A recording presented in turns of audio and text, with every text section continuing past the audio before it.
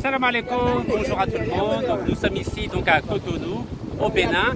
Et nous avons la chance d'avoir M. Bassitou qui est ici avec nous et qui va nous expliquer quelle est la différence qu'il y a entre le nord du Bénin et le sud du Bénin.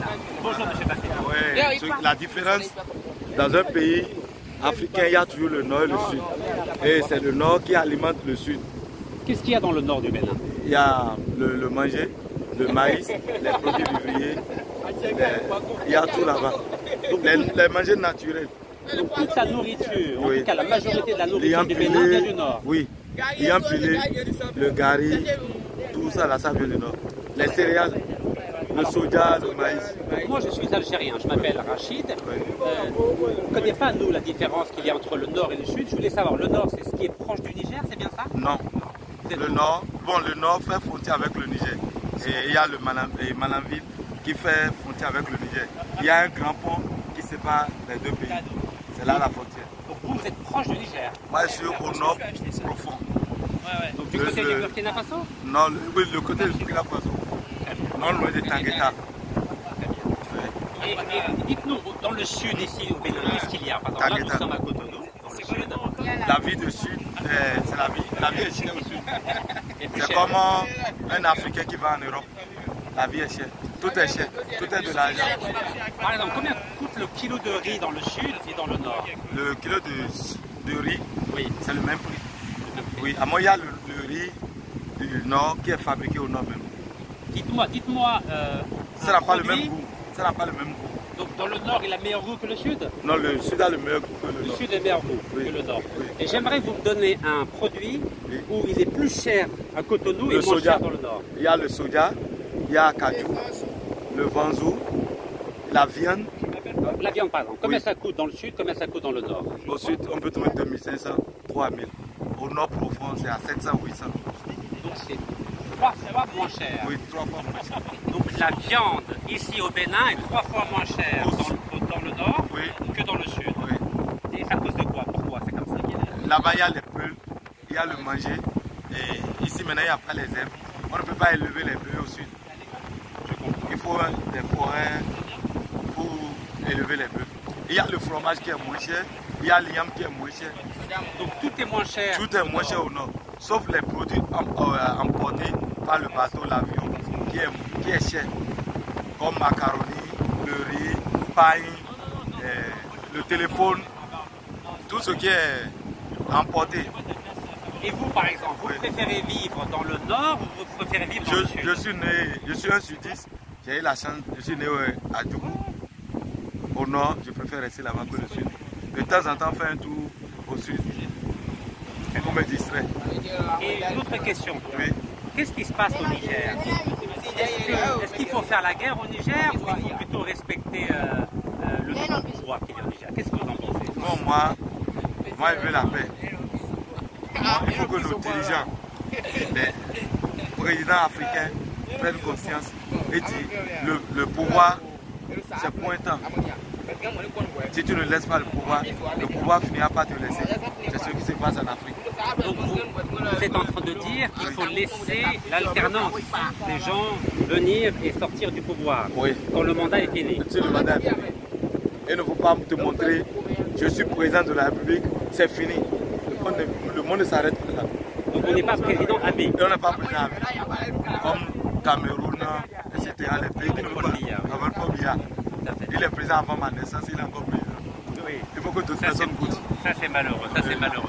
Et vous par exemple, là aujourd'hui il y a 54 pays africains. Est-ce que vous voulez qu'on reste divisé ou plutôt qu'on soit tous unis dans un même pays avec le même passeport, avec la même monnaie? Je veux qu'on soit toujours unis, Monsieur. pas divisé. L'union fait la force.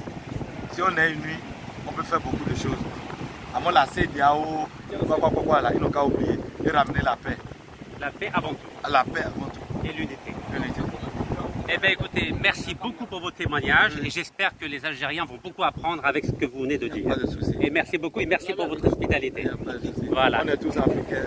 Voilà, Tous de la exactement. même Regardez, famille. tous la même couleur. Oui, tous la même Et couleur. tous le même sang qui rouge. Voilà, merci beaucoup et à très bientôt en direct de Cotonou. Voilà un dernier mot, Vous voulez dire un petit mot? Très bien. Vous voulez dire un petit mot, cher monsieur, sur l'Afrique? Il aura quelque chose à dire. Eh bien avec plaisir. Enchanté, je m'appelle Rachid et je suis d'Algérie. Donc justement, ce qui m'intéressait, c'est de savoir un peu la différence entre le sud et le nord du Bénin. Et si vous, en tant que Béninois, vous êtes favorable à ce que les 54 pays africains soient divisés ou plutôt unis. Je vous en prie. D'abord, je suis Michael Fassino. Enchanté, monsieur Michael Fassino. Merci. Je suis délégué médical. Béninois, je vis à Cotonou. Très bien. Je suis né à Cotonou, je vis à Cotonou. En ce qui concerne la différence entre Cotonou et entre le sud et le nord, il faut dire que moi je ne sais pas grand chose parce que je suis né à Cotonou. Je préfère vivre à Cotonou. C'est vrai que la vie est chère à Cotonou, toute chose est chère à Cotonou comparativement au nord. Toute chose est chère au sud comparativement au nord. Donc, mais comme je suis né à Cotonou, je préfère vivre à Cotonou. Oui. Maintenant, en ce qui concerne les 54 pays d'Afrique, je pense que l'humanité, l'homme, nous avons besoin de la paix. Le premier droit de l'homme, c'est la paix. L'homme a le droit d'avoir la paix. Donc, moi, je prône vraiment, je milite pour la paix. Du coup, il faut que les 54 pays de l'Afrique s'unissent. Il faut qu'ils soient unis. Une fois que toute l'Afrique est unie, je pense que nous pouvons aller très très loin. Nous pouvons même dépasser les Occidentaux. Voilà, donc moi, je suis pour la paix. Donc vous êtes pour la paix et pour l'union. Et à votre avis, aujourd'hui, qui empêche l'union en Afrique? Est-ce que c'est les présidents ou bien les peuples? Ou bien les... C'est le président ou bien les... Ou bien les peuples. C'est qui empêche l'union africaine? C'est les présidents d'État africains. Donc c'est eux le problème? C'est eux le problème. Et pourquoi? C'est les présidents d'État africains. Oui, justement, parce qu'il y a l'Occident qui est là, il y a surtout la France qui est là. C'est positif la France ou négatif? C'est négatif. Pourquoi? C'est négatif parce que il faut reconnaître que la France vit au dépens de l'Afrique. La France vit au dépens de l'Afrique. Du coup, qu'est-ce qu'ils font la France? Leur politique, c'est d'arracher, c'est d'avoir les présidents d'État africains dans leur poche, leur proposer assez d'argent à eux de façon particulière. Et donc, les présidents d'État africains, qu'est-ce qu'ils font eux? Ils remettent à la France tout ce qui est ressources de l'Afrique. Ouais. Et la France, eux, donne de l'argent à eux présidents, pas au peuple africain. Vous voyez un peu?